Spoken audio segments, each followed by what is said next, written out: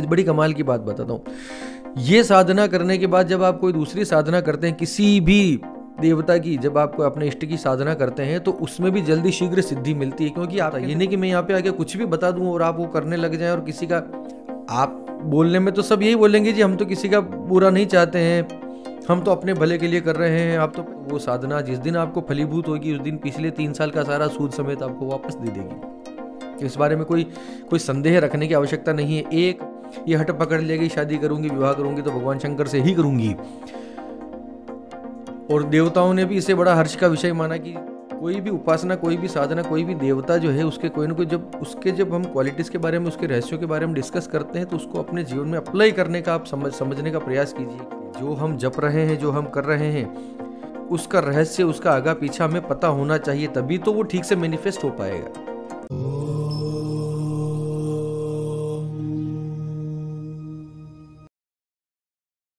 अमोघ शक्ति देखने वाले सभी दर्शकों को पंडित अखिलेश ओदेच का प्रणाम, नमन।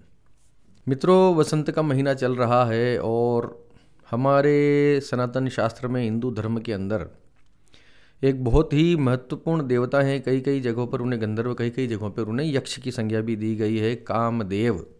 आपने नाम सुना ही होगा। बहुत रहस्यमयी ये एंटिटी है, इसी के बारे में आज चर्चा रहेगी। हमारे सनातन धर्म के अंदर 4 पुरुषार्थ मुख्य रूप से माने गए हैं: धर्म, अर्थ, काम और मोक्ष। धर्म यानी जो आपको करना चाहिए, अर्थ यानी जिसके लिए आपको काम करना चाहिए, जिसके लिए आपको वो कार्य करना चाहिए, काम यानी जिसकी वजह से सारे कार्य संपादित होते हैं, और मोक्ष ये सब करने के बाद जहां आपको जाना है, तो काम पे बात रहेगी, कामदेव। इसी वीडियो के अंदर मैं आपको अंत में इनका एक प्रयोग बताऊंगा, कामदेव का। आकर्षण, सम्मोहन, तेज प्राप्ति के लिए बहुत ही अद्भुत प्रयोग है। लेकिन हम स्टार्ट करेंगे कामदेव कौन है और इनका क्या महत्व है हमारी संस्कृति के अंदर, इस पर थोड़ी सी बात रहेगी। उसके बाद मैं आपको एक प्रयोग बताऊंगा। पूरा वीडियो रुके रहिएगा, बहुत कुछ जानने समझने को मिलेगा। मेरे पास बहुत सारे प्रश्न आते हैं कि कोई आकर्षण का, कोई वशीकरण का कोई प्रयोग बताइए, है ना। अब उल जुलुल टोने टोट के करने की बजाय ज़्यादा बेहतर यह है कि जो हमारे तांत्रिक ग्रंथों में जो मंत्र दिए गए हैं उनका प्रयोग किया जाए सात्विक रूप से। किसी पर्टिकुलर का वशीकरण करने की बजाय आप ऐसी उपासना करें कि जिससे आपके शरीर में एक आकर्षण उत्पन्न हो जाए, एक ऑरा आपका इतना प्रबल हो जाए कि लोग आपसे प्रभावित हों, आप में ऐसी शक्ति आ जाए कि लोगों को आप अपनी पर्सनैलिटी आप अट्रैक्टिव बना सको, इतना। तो इसके बारे में अंत में मैं प्रयोग बताऊंगा। पूरा वीडियो देखिएगा, ऐसा नहीं कि स्किप करते हुए लास्ट वाला पार्ट देख लिया जाए, क्योंकि ये सब समझना बहुत ज़रूरी है। जब कोई आप साधना करते हैं, जब कोई उपासना करते हैं, तो देखिए उसके पर्टिकुलर उस देवता के बारे में, उसके रहस्य के बारे में जानना बहुत बहुत बहुत आवश्यक है। आप किसी के बारे में जानते नहीं हैं और फिर आप उस मंत्र को जपते हैं तो इतना प्रभाव नहीं होता, ये बात मान के चलिए। जो हम जप रहे हैं, जो हम कर रहे हैं, उसका रहस्य, उसका आगा पीछा हमें पता होना चाहिए, तभी तो वो ठीक से मैनिफेस्ट हो पाएगा। कामदेव अनेक ग्रंथों में अनेक प्रकार से बताया गया है कि कहीं पर भगवान विष्णु और श्री का पुत्र बताया गया है, कहीं पर ब्रह्मा जी का पुत्र बताया गया है, और श्री कृष्ण का पुत्र बाद में प्रद्युम्न के रूप में भी इनका अवतार माना गया है। मुख्य रूप से जहाँ तक मेरी समझ है, मैं ब्रह्मा जी का, इनको लॉजिकली देखा जाए तो ब्रह्मा जी का इनको पुत्र मानता हूँ। ब्रह्मा जी ने जब सारी सृष्टि बनाई तो उस सृष्टि को चलाने के लिए उसके पीछे कोई न कोई काम, ऊर्जा की आवश्यकता थी, तो तब उन्होंने ये काम कामदेव को, अपने पुत्र को सौंपा कि ये अब तुम्हें करना है। सृष्टि का संचालन कैसे होगा? बिना काम के सृष्टि का संचालन हो नहीं सकता। काम का मुख्य रूप आप सेक्सुअल एनर्जी से न लें। काम का अर्थ होता है कि किसी भी कार्य को करने के लिए उसके पीछे की संकल्प शक्ति, उसके पीछे की ऊर्जा, उसके पीछे की उत्कंठा, इच्छा, वासना माने नेगेटिव अर्थों में नहीं, किसी काम को करने की जब बहुत प्रबल इच्छा किसी चीज़ की होती है, कामना होती है, वो एक प्रकार का काम है, ठीक है। तो कामदेव इसी के देवता हैं। पाश्चात्य संस्कृति में क्यूपिड नाम के देवता हैं। यूनानी संस्कृति में इरोस नाम का जो देवता है वो कामदेव का ही एक रिप्रेजेंटेटिव है, ये उसी के रूप हैं। इस प्रकार हर संस्कृति में इस प्रकार से किसी न किसी ऐसे देवता की अवधारणा है जो कि सृष्टि को चलाने के लिए उसके पीछे की ऊर्जा के पीछे जिम्मेदार माना जाता है, जो कि मुख्य रूप से प्रेम और आकर्षण का देवता हर संस्कृति में कोई न कोई होता है। तो हमारी संस्कृति में कामदेव को माना गया है। कामदेव के स्वरूप की अगर बात करें तो इनके पंख सुनहरे हैं, एक सुंदर नवयुवक के रूप में जो है इनको दर्शाया गया है। गन्ना ईख जो होती है, गन्ने का इनका धनुष होता है, उसके साथ इनके 5 बाण होते हैं।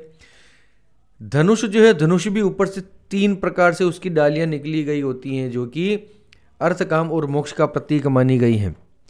कई स्थानों पर इनके रथ को तोते के रूप में बताया गया है, कई स्थानों पर हाथी के रूप में बताया गया है। पुराने जो शास्त्रकार हैं, जो साधक लोग हैं, उपासक लोग हैं, वो मुख्य रूप से रथ जो है वो हाथी मानते हैं। हाथी के इनके रथ के ऊपर एक मकर ध्वज की पताका लगी हुई गई होती है। मकर ध्वज एक प्रकार की मछली का प्रतीक है। इनके जो 5 बाण हैं वो 5 बाण किसके प्रतीक हैं? पहला मारण का, स्तंभन का, जृंभण का, शोषण का और उन्मादन का। 5 के अलग अलग अर्थ हैं। मारण का अर्थ होता है मार देना। काम जब सर पे हावी हो जाता है तो वो मार भी सकता है, किसी की मृत्यु भी हो सकती है। कितने कई कारण हो सकते हैं। किसी के सर पे जब काम सवार हो जाता है नेगेटिवली, तो सोचो कि उसके साथ क्या हो सकता है, मृत्यु हो सकती है। जृंभण, जृंभण का अर्थ होता है जम्हाई लेना या खिलना, है ना, ब्लॉसमिंग जिसको बोला जाता है।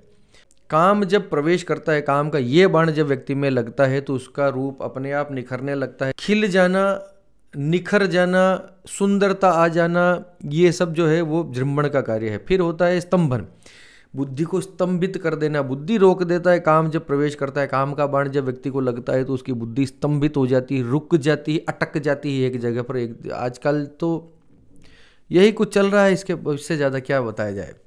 फिर चौथा बाण है शोषण, शोषित करना, किसी को पीसना, उसी को कुचलना। काम का बाण जब लगता है तो शोषण की प्रक्रिया स्टार्ट हो जाती है। एक तरह से व्यक्ति जो है उसमें अपने आप को पीड़ित अनुभव करता है, टॉर्चराइज्ड अनुभव करता है। ठीक है। अंतिम बाण है उन्मादन, एक उन्माद की स्थिति, पागलों जैसी स्थिति हो जाती है। ये देखो, ये सब जो है ना प्रतीकात्मक है। इस प्रकार से समझिए, कोई भी उपासना, कोई भी साधना, कोई भी देवता जो है उसके कोई ना कोई जब हम क्वालिटीज़ के बारे में, उसके रहस्यों के बारे में डिस्कस करते हैं तो उसको अपने जीवन में अप्लाई करने का आप समझने का प्रयास कीजिए। कि ऐसा नहीं कि कोई पर्टिकुलर आप उसको भौतिक रूप से उसका शरीर बना के चलें, तो शारीरिक रूप से तो है ही सही, अपने सनातन शास्त्रों में बताया गया है, लेकिन उनके गुणों के आधार पर ही उनके शरीर की स्ट्रक्चर की भी व्याख्या की गई है। कामदेव को अनंग भी कहा जाता है। अनंग यानी अन अंग, बिना अंग वाला। अंग तो थे, अंग थे, लेकिन जब भगवान शिव को इन्होंने पीड़ित करने के लिए सभी देवताओं के आग्रह पर, भगवान देखो, जब सती ने दाह कर लिया, स्वयं स्वदाह कर लिया था दक्ष के यज्ञ में, तो भगवान शिव उसके बाद जो कुछ भी आपको पता है 52 शक्तिपीठ कैसे बने, उसके बाद भगवान शिव जो है तपस्या में लीन हो गए। फिर पार्वती का जन्म हुआ और माता पार्वती ने ये हट पकड़ लिया कि शादी करूंगी, विवाह करूंगी तो भगवान शंकर से ही करूंगी। और देवताओं ने भी इसे बड़ा हर्ष का विषय माना कि अब भगवती आ गई हैं तो, लेकिन अब शंकर भगवान तो जो है वो तो अपनी साधना में लीन है, उनका साधन, उनकी जो है तपस्या खुले ना खुले। तो उस तपस्या को भंग करने के लिए सभी देवताओं ने कामदेव को भेजा है कि आप अपना बाण इन पर चलाइए ताकि इनके अंदर थोड़ा सा काम और इनके अंदर वासना उत्पन्न हो और ये आंखें खोले और भगवती से, जगदम्बा से विवाह करें, पार्वती से विवाह करें। ठीक है। कामदेव ने ऐसा किया और भगवान को जैसे ही तीर लगा उनका तीसरा नेत्र खुल गया गुस्से के मारे और कामदेव वहीं भस्म हो गए। मदन को भस्म कर दिया, कामदेव को उन्होंने भस्म कर दिया। लेकिन तब रति जो उनकी पत्नी है, इसके बारे में बात करेंगे, उनकी पत्नी रति ने वहाँ पर बहुत विलाप किया, भगवान के अनुनय विनय किया भगवान शंकर के। तो भगवान शंकर ने उन्हें वापस जीवन दान तो दे दिया, लेकिन उन्होंने कहा कि शरीर तुम्हारा तो नष्ट हो ही चुका, इसको तो मैं जीवित नहीं कर सकता, लेकिन तुम बिना शरीर के ही तुम्हारे जितनी क्वालिटीज़ हैं, तुम्हारी जितने शक्तियां हैं वो तुम्हारे अंदर समाहित रहेंगी। उसका प्रयोग तुम जब चाहे जिस पे चाहे कर सकते हो, शरीर तुम्हारे पास नहीं रहेगा। यही कारण है काम का जो विचार है, जो वासना है, इसका कोई पर्टिकुलर शरीर नहीं होता।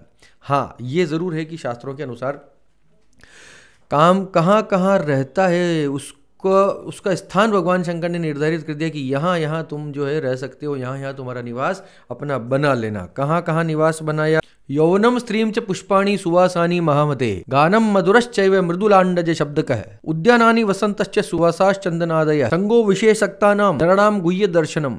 इस प्रकार से देखिए, पूरा बड़ा एक श्लोक है। इसका मूल अर्थ ये है कि कामदेव का वास कहाँ कहाँ माना गया है। सबसे पहला यौवन में, जवानी में, जब हार्मोनल चेंजेस होते हैं, सुंदर फूल, सुंदर मीठे मीठे गीत, पक्षियों की मीठी आवाज, चंदन की सुगंध, बाग बगीचे उद्यान, सुंदरता। वसंत ऋतु काम वासना से जो लिप्त होता है ऐसे मनुष्य की संगति, सुहानी हवा, महकती सुगंध, सुंदर घर, सुंदर वस्त्र, स्त्रियों के शरीर में, मुख्य रूप से उनकी बाहों में, उनके ललाट पर, उनकी आंखों में, उनके होठों में। ये सब देखिए मुद्गल पुराण के अंदर इनका वर्णन विस्तार से दे रखा है, तो आप जाकर वहाँ पढ़ सकते हैं। मैं हल्का हल्का आपको बता रहा हूँ कि आपको अनुमान रहे कि हमारी संस्कृति में क्या क्या चीज़ें हैं। मेरा कोई वशीकरण के ऊपर ये वीडियो नहीं है, आप समझना बात को। सिर्फ हमारी संस्कृति के संबंधी कुछ ऐसी बातें हैं जो आपको जाननी चाहिए, मुझे ऐसा लगता है। फिर मैंने आपसे कहा था कि इनकी पत्नी का नाम है रति। इसका कंसेप्ट आप समझने का प्रयास कीजिए। रति, देखिए काम का अर्थ होता है वासना, इच्छा, कामना, ठीक है। रति का मतलब वो एक प्रकार की क्रीड़ा, ठीक है। प्रेम करने का भाव, जब काम वासना जब प्रेम करने के भाव से मिलती है तो पूरा का पूरा एक संसार बनता है, ऐसा समझो। अभी मैं कैसे समझूं इसको, यानी वो ऑर्डर कंप्लीट हो जाता है, वो पूरी प्रक्रिया जो है पूर्ण कंप्लीट हो जाए। जैसे आपने किसी चीज़ की इच्छा की लेकिन आप कर तो नहीं पाए। आपके पास बहुत बड़ी गाड़ी लेने की इच्छा है, रेंज रोवर लेना है जी। आप मन में इच्छा कर रहे हैं लेकिन क्या इच्छा मात्र से वो रेंज रोवर आ जाएगी? असली सुख कब मिलेगा? जब एक्चुअली आप उस रेंज रोवर को आप अपनी लेंगे, अपनी खरीदेंगे और उसमें बैठेंगे, उसे चलाएंगे। वो जो प्रैक्टिकल जो सुख होगा, कंप्लीटनेस उसमें तब आएगी, है ना। तो कामना और रति ये दोनों जब मिलते हैं तब एक कंप्लीटनेस पैदा होती है उस चीज़ को भोग की।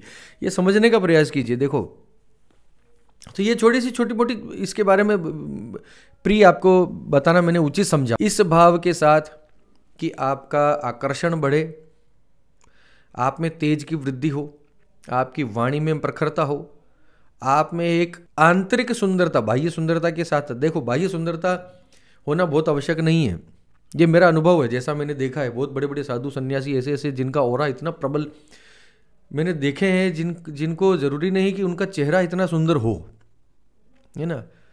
उनके अंदर ही कुछ ऐसी बात होती है, उनके अंदर ही कुछ ऐसा तेज होता है, ऑरा होता है कि वो निकल के दिखाई देता है, सामने वाला समझ लेता है, जिसको पता लगती है बातें। कामदेव हमारे प्रेम के, हमारे आकर्षण के, हमारे प्रणय के, हमारे सेक्स के, इस सब चीज़ों के प्रतीक माने गए हैं। तो इसी से संबंधी अब मैं आपके सामने एक बहुत ही महत्वपूर्ण इनकी साधना लेकर आया हूँ। बसंत का महीना चल रहा है, बसंत का महीना, वैशाख का महीना, इनमें मुख्य चैत्र, वैशाख और वसंत, ये 3 महीने जो हैं इसमें मुख्य रूप से माने गए हैं इस साधना को करने के लिए।